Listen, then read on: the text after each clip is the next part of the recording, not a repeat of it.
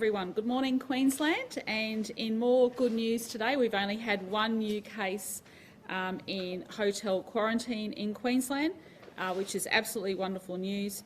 Only 12 active cases in Queensland, and in the past 24 hours over 6,950 tests have been conducted. Once again, that's great to see Queenslanders getting tested, and you need to keep that up. Well, today is a very significant anniversary, and that is 1 year to the very day when we declared a health emergency in Queensland to deal with COVID. We were the first state to do so, and I can remember very clearly that I called a meeting of the Queensland Disaster Management Committee to actually look at this issue, and ministers had to come back from our caucus retreat to make sure that we were dealing with this issue. And of course, on 1 a.m. on the 1st of February, that border will be lifted from Greater Sydney, which means that New South Wales will be free to come, all of New South Wales to come to Queensland. And of course, we welcome them to come to Queensland and to catch up with family and friends. Well, over the past year, let's go through a few key facts. We have done more than 1.7 million tests. There were 1,309 cases recorded in Queensland, and tragically 6 people passed away, and we extend our condolences to those people, and of course 5 were from cruise ships. 28,000 people joined our care army, and never before have we seen so many people who came out and wanted to look after some of our most vulnerable members of our society. 1.2 million vehicles were processed at our borders. What a great effort that was. And 878,392 passengers were processed at our airports.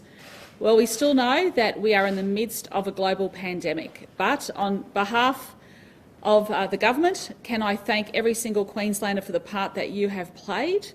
Can I also thank all of our frontline emergency response staff, the men and women of Queensland that have not only protected Queensland and keeping Queenslanders safe, have conducted the tests, have looked after our borders and our airports, who've looked after the most vulnerable in our community. This has been a mighty Queensland effort, so thank you very much, everyone. And of course, we are not out of the woods. We do not know how long this global pandemic will continue, and we are seeing alarming rates overseas. And we will continue to be vigilant, we will continue to monitor what is happening overseas, and that is why we need the best defence, and of course that is our hotel quarantine. So look, with those few words, I'll hand over to the Deputy Chief Health Officer, then the Health Minister, then the Commissioner, and the Deputy Commissioner will say a few words, and then we're happy to take some questions. Thank you, Premier. Good morning, everybody. As the Premier said, Queensland is in an extraordinary position, really, in the midst of a global pandemic, and that's really thanks to the efforts of many, including the community. So, thank you very much from myself. But as the Premier said, we still will continue to see cases, and we've had one new case in hotel quarantine today. That's in a woman in her 40s who travelled from Pakistan via Doha. But it's really a testament to how successful the hotel quarantine program has been, that the majority of our cases are detected in hotel quarantine. But we will continue to see cases, and we continue to monitor the situation overseas, and I think the situation in New Zealand with the cases they've had in hotel quarantine is another example of that. So we'll have to continue to be mindful, continue to remind the community that if you do feel unwell or have any symptoms, to please go and get tested. But today's probably a day more for celebrating really the position we're in. So thank you. I'll hand over to the Minister. Thank you, and today certainly is a day to reflect on the extraordinary 12 months that we have all faced. I do welcome the decision of the Commonwealth yesterday to extend the New Zealand suspension of green flights for another 72 hours. That is really important in light of 2 new community transmission cases, and we'll be watching that very closely and taking advice of the Chief Health Officer and also the Commonwealth Health Officer in relation to the progress from New Zealand. And of course, the increase that we have seen in testing in the last 24 hours, we can contribute some of that increase in testing to people who have been travelling in New Zealand, who have arrived in Queensland and who now are heeding our advice and going off and getting tested. But we know where we now stand is over 101 million cases globally of formally identified positive cases, and we know that there's many, many more that don't make it onto those statistics. We've over 2.1 million deaths officially recorded globally. When you compare that to Queensland, we've had 1,309 positive cases and sadly 6 deaths, and as the Premier said, 5 of those have come off cruise ships, and in fact 176 of our positive cases all up have come off cruise ships. We've done over 1.7 million tests. We've had 145,538 people through quarantine. Over 145,000 people through quarantine. 65,334 of those through hotel quarantine. So over 65,000 people have been managed through hotel quarantine, and currently we have over 2,200 people today in hotel quarantine. We've still today got 114 public testing clinics across the state, in addition to the private pathology clinics that are doing COVID tests. And we are still operating under 21 Chief Health Officer public health directives. There's been over 100 public health directives issued over the last 12 months. We have also, in this amazing time over the 12 months, delivered COVID-safe local and state elections. We have hosted a full house at the State of Origin with great results. And we hosted the AFL Grand Final at the Gabba, the first time the AFL Grand Final has been held outside of Victoria. We are in the very fortunate position that Queensland is now back in a position of having full stadiums and the lowest restrictions across the country, including allowing dancing.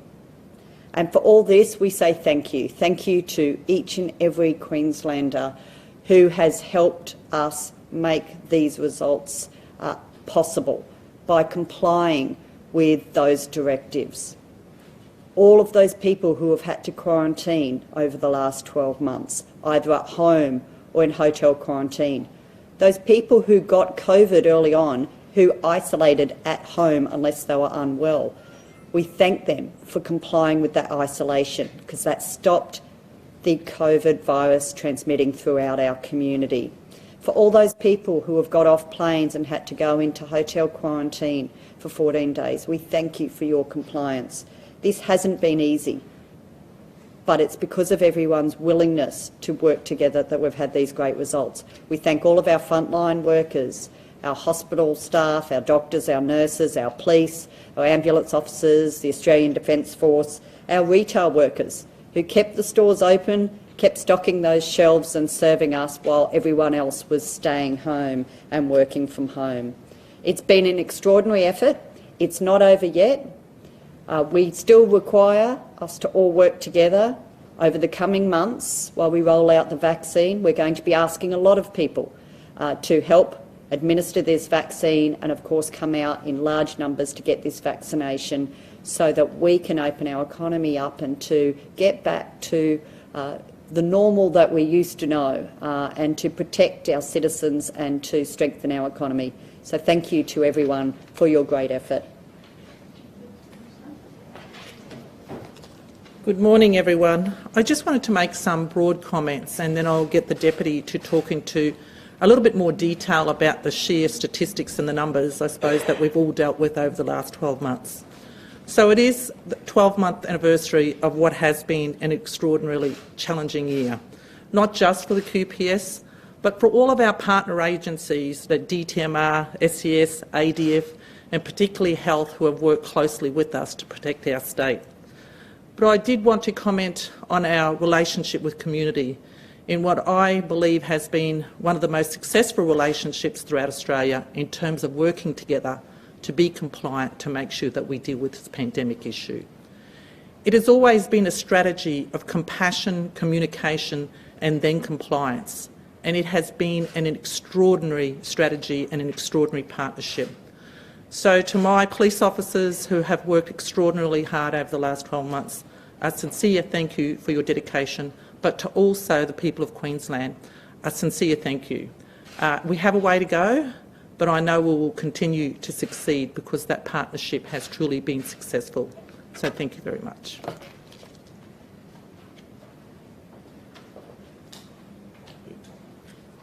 So good morning, and as you've heard from the previous comments, we are at a year down since the declaration of the health emergency in Queensland in what I am sure is most likely the largest emergency response in the history of this state, and I'm sure some historians will be able to confirm that.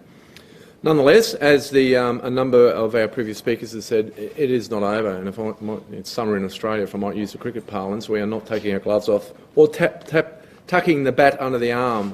There is much more work to be done. But where we're at as a state is no doubt because of the hard work done by our emergency workers at the front line and across all of this state, in particular in health and the emergency services areas. So in that period, we've seen 6,855,750 border declaration passes issued. Through our international and overseas arrivals, we've had 33,576 passengers placed into hotel quarantine and 42,850 quarantine notices served, because that includes aircrew, seafarers and seasonal workers who have other quarantine arrangements. At our state borders, we've processed 12,977 domestic flights, including 2,056 domestic flights from COVID hotspots.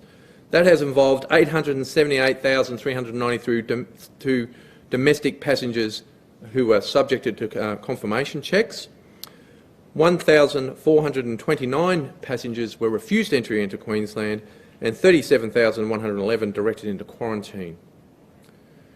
1,233,113 vehicles have been subject to checks at our borders into the state. 14,603 vehicles turned around and refused entry into this state, which involved 23,182 persons. 19,439 of those persons coming into the state were directed into quarantine coming over our road borders. Our businesses, 14,070 were checked for compliance with the CHO's directions. And as you would know, we currently have 19 hotels currently active in Queensland that are still accommodating 2,113 persons in hotel quarantine. We've seen 63,221 persons complete hotel quarantine and over 10,000 home quarantine compliance checks. When you look at those numbers and you consider the amount of times that we've actually had to take enforcement action, I would suggest that that's remarkably low. 238 notices to appear or arrest by police for the more serious offences, and typically there are other offences involved as well as COVID breaches. And 2,679 penalty infringement notices issued. When you look at the size of our operation, the amount of interactions with our community right across this state, I think as the ministers, the Premier, the Commissioner, the Deputy CHO have said, we have achieved what we have done because of what our community has done with us. So we want to say also, from those of us that have been working in the operational areas, thank you for what you've done, Queensland. Please continue with us. There is a light at the end of the tunnel. We're hoping that it's going to get bigger soon. Thank you. Okay, we're happy to take some questions. Great. What are your thoughts on Josh Frydenberg saying that there shouldn't be an extension of JobKeeper? State governments should be dipping into their own pockets? Yeah, thanks, Brendan. Look, let me say this very clearly. I've been up there listening to the operators personally. Nearly every single operator raised this issue with me. Perhaps rather than Josh Frydenberg, our name calling, perhaps he could go up there and listen firsthand as well. I am merely communicating what people are saying to me. They are concerned that they are going to fall off a cliff. We will, of course, continue to support our tourism industry, but the tourism industries in some parts of Queensland are being impacted more than others because they were heavily reliant on international tourism. There is no international tourism. So what I'm merely asking the federal government to do is to consider the plight of these tourism operators, their livelihoods, their futures, and perhaps they could look at extending JobKeeper for a few more months until they can get back on their feet. The charge from Sydney seems to be that, you said last year Queensland hospitals are only for Queenslanders. You played your own game in terms of the borders, not always on the federal hotspot definition. How can you ask for federal help? Isn't that a bit rich? Let me say this, Patrick. Everything I have done is to keep Queenslanders safe. Every single decision we have made is to keep Queenslanders safe. And I think it's a bit rich. I mean, I think, when you go through a global pandemic, the best thing you can do is to work together. And what we've seen through our economic stimulus is over $11 billion, and as a percentage of our economy, that is more that has been invested than in New South Wales and Victoria. Will you be providing any help yourself to those tourism businesses? We put in $60 million, and of course we are working with them. They gave us a lot of good ideas, and we will absolutely be working with them in terms of delivering on some specifics that they have raised with me. Anything new? There will be new stuff, yes, of course. I'm not going to announce it today. Sorry? Yeah, well, we will be working through that as a government, and of course I will stand with these tourism operators. But what they've asked me to do is to convey to the federal government that they would like to see JobKeeper extended because they are suffering where other industries are not. What do you think of being... Can you explain how the last 6 cases were linked by New South Wales? I might get the Deputy Chief Health Officer to do that, but it has been shown to be linked, yeah. What did you think of the Daily Telegraph? Sorry, Jack? What did you think Sorry. of the Daily Telegraph story this morning? I think they could have put a better photo in, mate. A broke banana bungler, they called you? Sorry? Well, look, they can call me whatever names they want, right? But honestly, I will always stand up for people in this state. I sat around with tourism operators. They are hurting. Okay, so I will always stand up for what is right and what I believe to be right, and we'll just let New South Wales be New South Wales. Where are we up to with the investigation in relation to the Grand Chancellor Hotel and all that finalised? I might direct that one to police and to health, if that's all right. I'll get them to comment. Yeah. Premier, just on the COVID 1 year, what would you have done differently? Look, I think everything that Queensland, everything that we asked Queenslanders to do, they did. And if you think about it, people have had their lives completely dismantled. If you go back and you think about the times where, children had to stay at home and parents were helping with homeschooling, I mean, these were big changes. Businesses were shut, then businesses were reopened. People couldn't leave their homes. These are extraordinary times, and everyone in Queensland stepped up. And the results that we have in Queensland, that is due to every single Queenslander playing their part, and we could not have done that without Queenslanders. And maybe it's because we go through natural disasters, maybe people are prepared to pitch in and help, but our results are phenomenal, and I want to keep it that way. A week ago you said you put a formal proposal to Canberra re the camps. Have yes. you done that? We are in constant discussions with them. I understand at a department level they are going through those options, and they have been going through those options this week. I've got an update this morning. In each week you're calling on the Prime Minister to take greater responsibility of the international quarantine. Yes. What do you want to see? Look, quarantine is a federal responsibility. And during the early days of the pandemic, every state and territory stepped up to the plate, and we worked cooperatively together when it came to quarantine. But like I said, because now we have this UK strain, I really think there needs to be more of a national input into the way in which we do quarantine.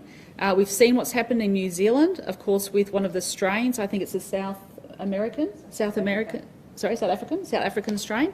And we saw what happened here in Brisbane with the UK strain, that cleaner in the community who did everything, told everyone where she was, and we were able to contact trace and everything. But, I think there does need to be more of an appreciation and understanding that quarantine is our last line of defence, and we need to have contingencies and we need to have options on the table. And that's exactly what I'm doing. I'm merely presenting options to the federal government. Premier, just on youth justice, yes. There's a petition out there, I think it's well over 100,000 signatures, calling for changes. Your reaction to that, and if you're going to or have reached out to the lady behind it, I think it's Judy Lindsay, who's been touched by tragedy herself? Yeah, no, I haven't spoken to her, Patrick, but let me say, look, I understand the community concern here. Everyone is touched by it. You know, to think that 2 people just going out for a walk with their dogs is what hundreds of thousands of Queenslanders do all of the time, and to not come home from that. And like I said, we all want answers. The community wants answers. There will be a thorough police investigation, and of course there'll be a coronial inquest. And I know there's a lot of speculation and talk in the media and the papers, but let's get the facts right. Let's get to the bottom of it. And if we need to make changes, we will take action. But we need to get to the bottom of how this occurred in the first place. Before we move to the Commissioner. Yeah. Sorry. I think we should get the Commissioner on this topic. Yeah. I don't think we've heard from her. Sure. Any? No, just one quick thing. Bob Tanner is calling for the crocs to be taken out of Cairns waterways after yesterday's attack. Look, what happened yesterday, I mean, that man is lucky. Like, I mean, he's so lucky. And unfortunately, crocodiles are a part of North Queensland life. And if we need to take further measures, we will. But I'm just so grateful and thankful that that man survived. Well, sorry, Bob's point is that you're a bit soft and you take the side of the crocodile. No, I don't know. It's not. They didn't used to have as many crocodiles when I was a kid up there. Sorry? It's a lot easier.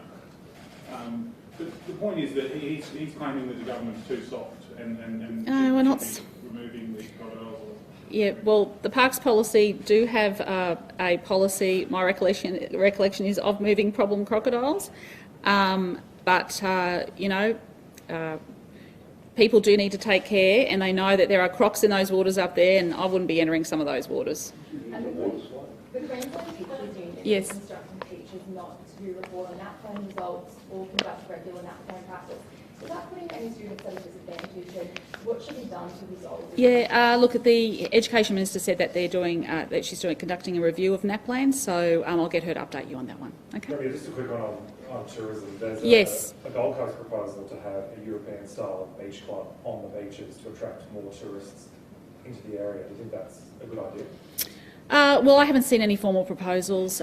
Council would have to have a look at that first and put any recommendations to us. But I think people on the Gold Coast love the fact that their beaches are free from some of those, what they have overseas. So, look, I haven't seen any formal proposal, Brendan. So potentially not a good idea then? Would it maybe...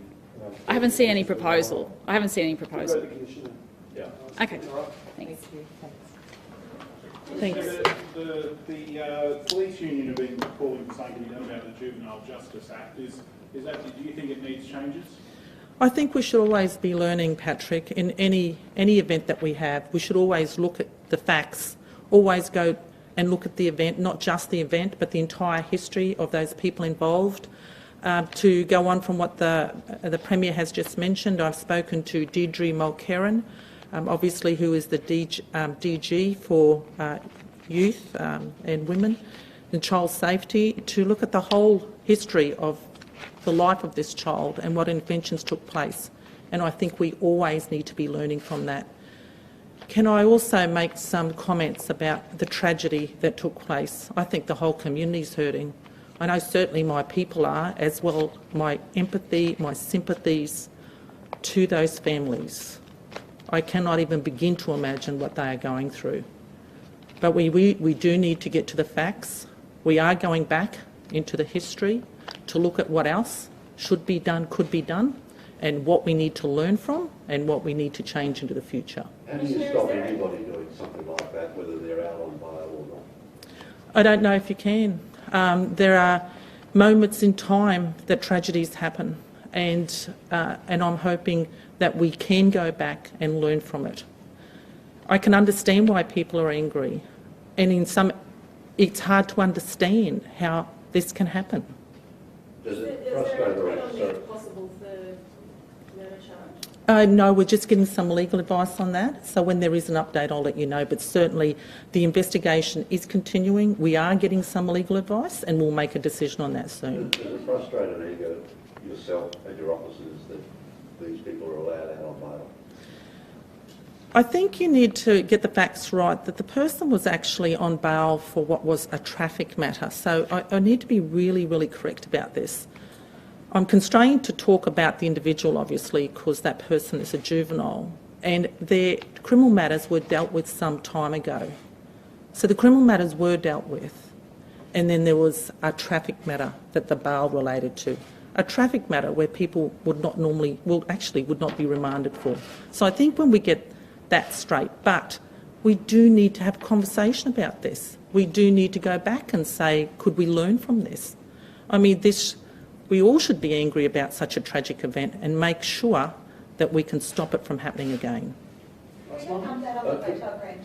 Yes, thank you for that. So the investigation, we just held off for a little while, and you would recall that we asked people who were in those rooms if they wanted to come forward to be interviewed or make further comments. We should just about be at the end of that, but the report's pretty well done. So when we brief the ministers, I'm hoping that we'll come out next week and make some comments. What did the testing from the walls and whatnot show? Oh, it's complex. I might get, I don't know if the Deputy Cho will have that information, but we'll release all that next week. Couldn't we just ask you about that alleged breach on the Gold Coast? What police uncovered on that? First of all, I'll get the Cho to talk to that, and then the police investigation. Stephen will have some. Minister, thank you for that. Can I just ask one Yep. question? Do you have figures of how many fines have not been paid, or how many invoices for hotel quarantine being issued, and how many pass haven't been paid either? The hotel sits under QFES's domain, so I might have to get those figures for you. We can get them for you, but I don't have them here. Okay, cool. Thank you for that. I might just do it very quickly with the incident down the Gold Coast. So the information I have so far in relation to the allegation that an individual who was in hotel quarantine required health treatment, went to hospital and returned back to hotel quarantine and through a taxi. That was under the existing protocols and directives of that time. The information I've received thus far is that all PPE requirements and that were complied with, and that this was authorised travel. However, there is an allegation that this individual did ask for the taxi driver to stop on the way back to hotel quarantine, and there's an allegation of where that occurred. I wanted that investigated, so we've referred that to the police to investigate whether there was a deliberate breach and what action should be taken, if any, in relation to that breach. As everyone knows, the Chief Health Officer said around 16th of January this year, as a consequence of the new variants that we're seeing in hotel quarantine, that we've now changed our practices. Anyone needing to go to a hospital for health care will be transported to the hospital and back to hotel quarantine through the Queensland Ambulance Service. So that's... The police are still investigating? The police, yeah. And the two people from New Zealand who came in, I think, from the hotel before the suspension of the bubble, have they been contacted and tested, do you know? The two people. There were, I think, 12 who flew from New Zealand from the hotel where the ejected order was before the suspension of the bubble. So there's a number of people who have been identified in relation to any New Zealand travel, and I understand we've had roughly around 400 tests already done of people who have travelled to New Zealand recently, including people who had been in the Pullman. My understanding is they've all come back negative at this stage. For the Deputy Chair. So those last 6 cases that New South Wales hadn't linked, the Premier said yesterday that Cho believed that they were linked. Was that done through genomic sequencing, or did they actually find the link between the cases? The answer is yes and yes. So those 6 were clustered in a family and close family and friends, and they were also associated with the Barala cluster, if you remember the liquor store, through another person and genomically linked to the Barala cluster. How come it took them so long? Why was it still listed as under investigation? Because it It takes time for both to get the whole genomic sequencing results back and to investigate that link through the other person to the Barala cluster. So that's the bit that's under investigation. So whilst they know about the family of 6, and I don't know if they were all family, but the contacts of 6 that were all associated with each other, it takes time to work out who in that family was then associated with somebody else associated with the cluster. And is genomic sequencing enough to link a case back to a known cluster? Well, this one had an EpiLink as well. That's what I'm saying. So it wasn't just genomic sequencing. I think genomic sequencing is very reassuring. It depends on the context of how those cases occur. So usually it's necessary but not sufficient. But it really depends on the context. All right. Thanks, guys. Thank you.